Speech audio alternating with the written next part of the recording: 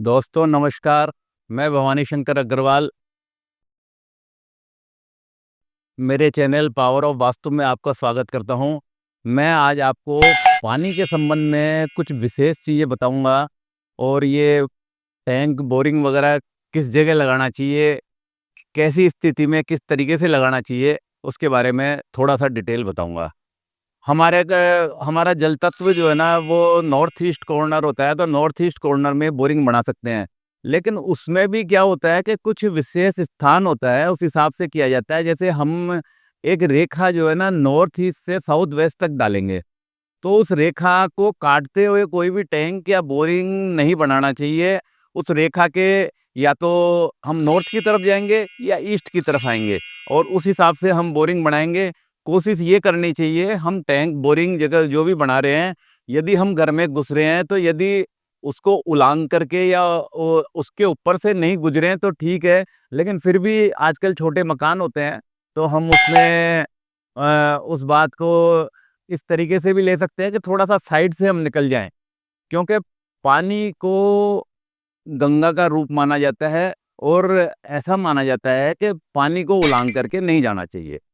और जहाँ तक हो, यदि हम जो है गोल टैंक, जैसे बोरिंग तो गोल अपने आप होता है, लेकिन यदि हम गोल फर्मों का बनाते हैं तो वो हमको ज़्यादा फायदा देता है। वो क्या है, किसी कोण को नहीं मारता है। जैसे मैंने आपको अभी बताया कि एक नॉर्थ ईस्ट से साउथ वेस्ट तक रेखा डालनी चाहिए और उस रेखा को काटते हुए नहीं होना चाहिए। उसका कारण भी यही होता है कि यदि वहाँ पे वो चौकोर टैंक यदि बन गया, तो वो उसका चौकोर टैंक के जो कोने होते हैं ना, वो पूरे मकान को नुकसान करते हैं। इस वजह से हम इसको उधर रखते हैं। वैसे यदि ईस्ट की तरफ कोई भी ईशान में भी ईस्ट की तरफ यदि जाता है टैंक बोरिंग, तो वो हमारे को प्रतिष्ठा को, धन को, सब में हमको बहुत फायदा करता है।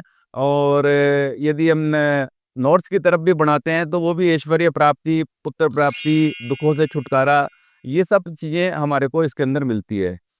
अब दूसरी स्थिति आती है पानी की पूर्व में। यदि हमारे को पानी है, तो उसमें क्या होता है कि हमारे को आध्यात्म की तो प्राप्ति होती है, ले ऐश्वर्य की प्राप्ति होती है। लेकिन क्या होता है कि यदि वो आधे तक से पहले-पहले, मतलब टोटल भूखंड के आधे भूखंड तक है, तब तो वो फ़ायदा करेगा। और उससे यदि पूर्व में भी उससे और आगे की तरफ चले गया, तो वो हमको नुकसान करेगा, क्योंकि वो आग्नेय कोण की तरफ चल जाएगा। तो ईस्ट में भी हम इसको बना सकते हैं, वो भी हमारे को फ़ायदा करता है। तीसरा आ जाता है आग्नेय कोण में। आग्नेय कोण का मतलब है साउथ ईस्ट कॉर्नर में।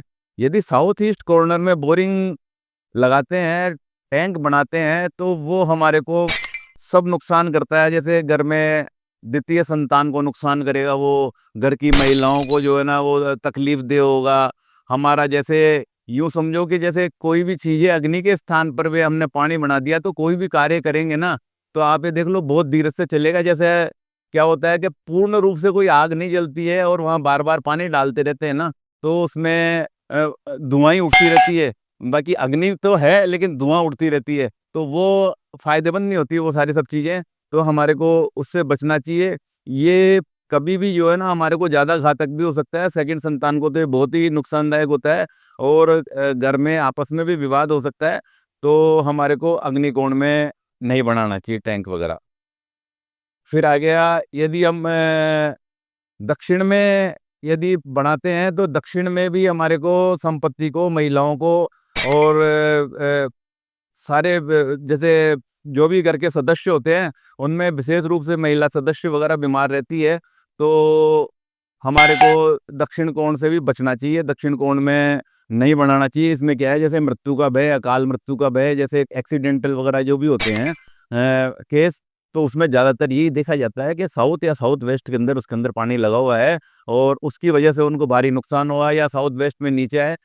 कारण अन्य भी हो सकते हैं, लेकिन सबसे पहला कारण यदि कोई भी घर में नुकसान होने का है, तो साउथ में या साउथ वेस्ट में पानी माना जाता है। तो इस संबंध में मैं आपको और भी एक डिटेल वीडियो डालूंगा, जिसके अंदर की हर कोने में पानी का कौन सी संतान पे कैसा प्रभाव पड़ता है, क्या क्या उसके नुकसान होते हैं, तो धन्यवाद। मेरे चैनल को लाइक करें, सब्सक्राइब करें और भविष्य में मैं आपको और ऐसी वीडियो डालता रहूँगा।